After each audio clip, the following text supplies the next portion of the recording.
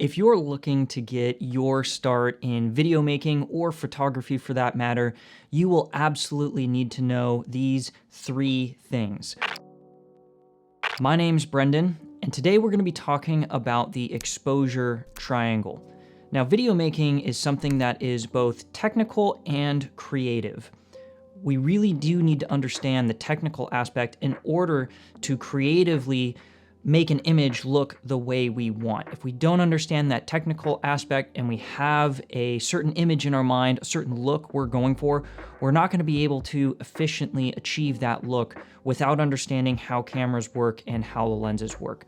So today, let's go ahead and dive into it. All 3 of these things control the light going into the camera in one way, shape, or form. So they're going to control the light that you're capturing in an image. Now, understanding that, there's also another aspect to this, and that comes to lighting your scene. So in videography, if you're making a narrative piece, your lighting equipment, positioning the light and how bright the sources are and what temperature and colors they are is all going to play a role in your exposure. So understand that this is really just the stuff that goes on inside the camera that we're talking about today.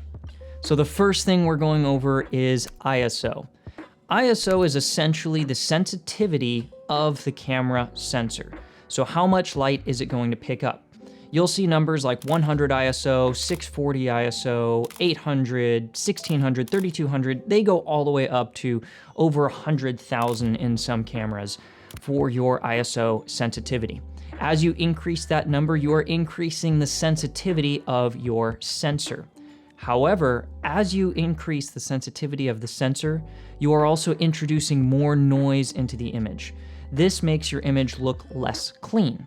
So ideally, we want to keep the ISO as low as possible in order to reduce the amount of noise in the image and have the cleanest image we can possibly get.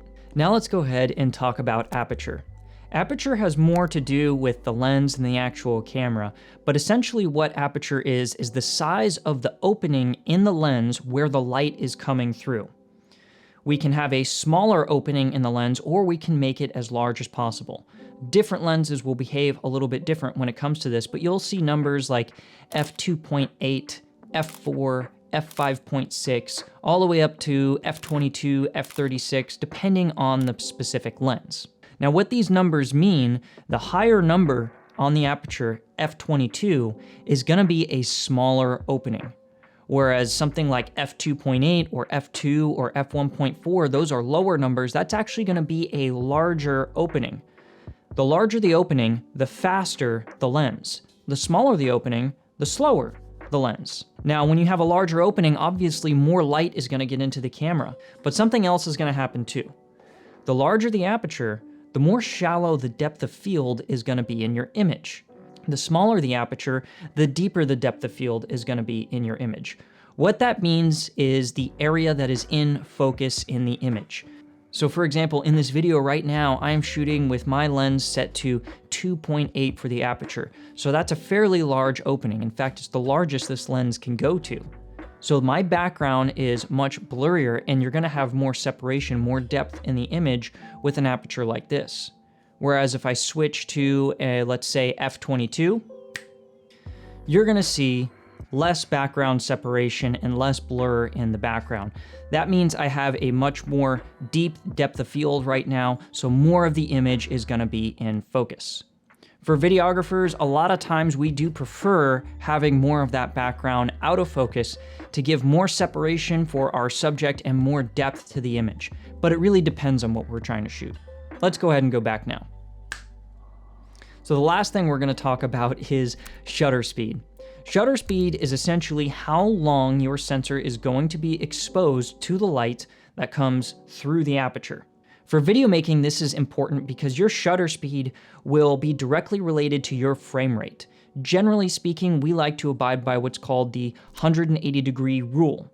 That essentially means if I'm shooting at 24 frames a second on my camera, I want my shutter speed to be 1/48 of a second for that particular frame rate.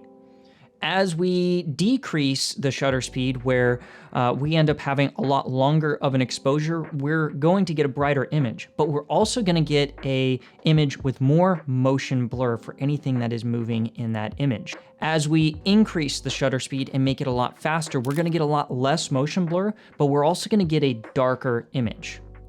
Let's say I slow my shutter speed down, you're going to start to notice a lot more motion blur introduced into your image. Speeding up your shutter speed will make your image look a little bit too clear, a little unnatural, and sometimes a little kind of twitchy or like it's skipping certain things. So we want to make sure we're abiding by that 180-degree rule unless we're making a creative decision on why we need to move away from that. And that's it. That's the exposure triangle. If you can understand how those three things work together and how they function in your camera, you'll be able to get the look you want with your videos and your photos.